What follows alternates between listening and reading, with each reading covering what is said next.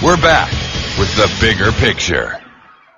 And it's not just the light bulbs. Our investigation reveals there's something else in your home you can't even see that could be making you sick.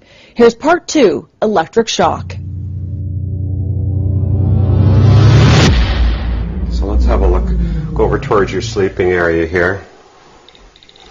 See, my meter starts to tick. That means we're getting into an electric field. So what's causing the electric field?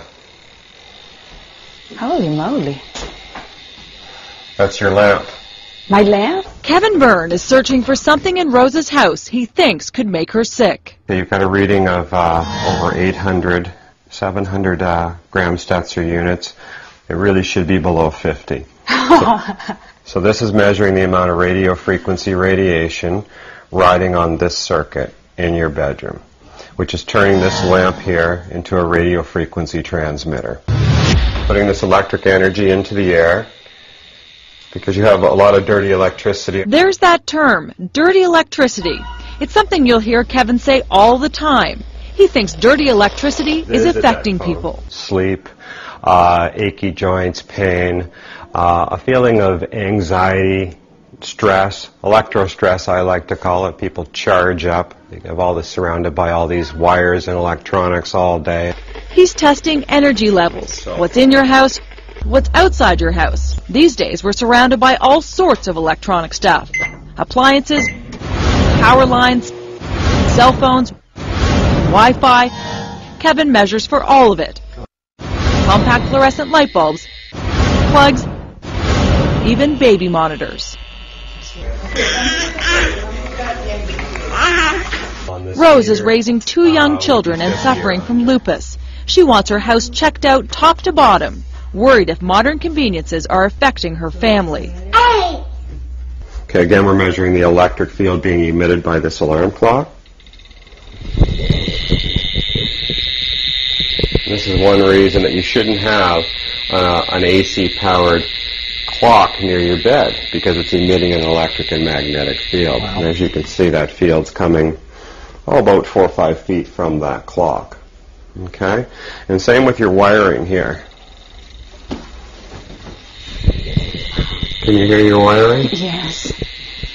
That's why you shouldn't have any wiring around your bed, because of the electric field and the magnetic field. If I switch it to the magnetic setting, it still screams. Wow.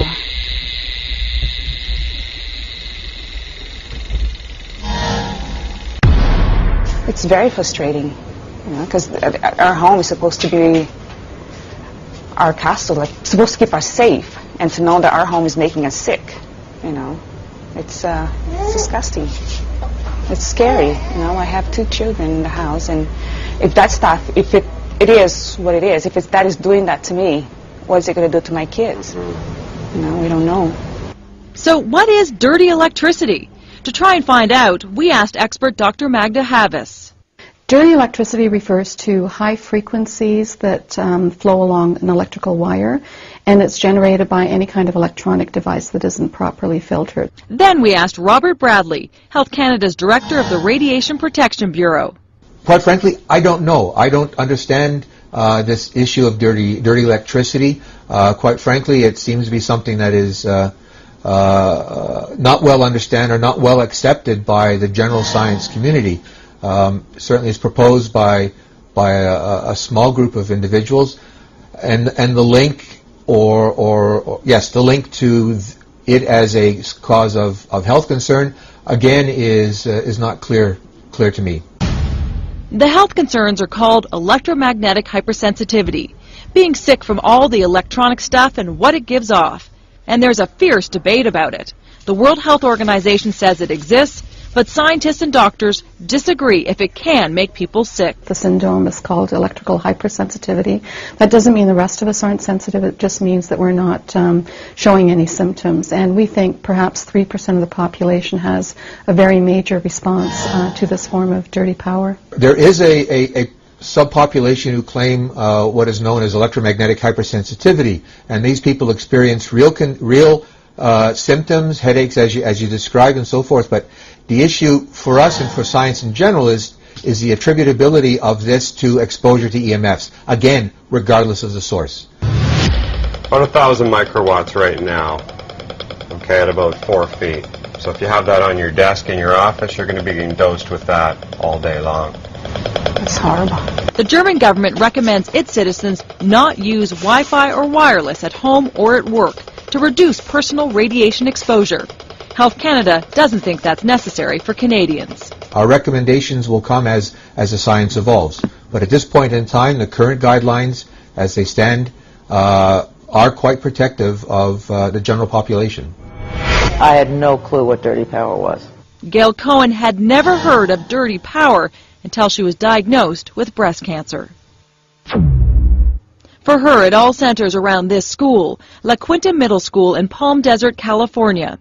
A lot of teachers there were getting sick with cancer. I'm convinced 100% that there is a problem at that school that is causing people to become ill with cancers. There are too many types of cancers and too many cancers there for it to be more than a coincidence. It's picking up radio frequencies, picking up the high-frequency transients, dirty power. So epidemiologist Dr. Samuel Milham studied the school. And the teachers at La Quinta Middle School, their cancer incidence, that's new cases per year, is almost 3 times what you'd expect. He says it's because of dirty power. Why? Well, we did a comprehensive study measuring high-frequency voltage transients, also known as dirty power, in the outlets in the classrooms. And there's a nice dose response. The higher the levels of the dirty power in the classrooms, the more likely the teacher was to have cancer. But the school district and the state studied the school and disagree. They say their test results show the school is safe. Expect to see more cancers because nothing's changed.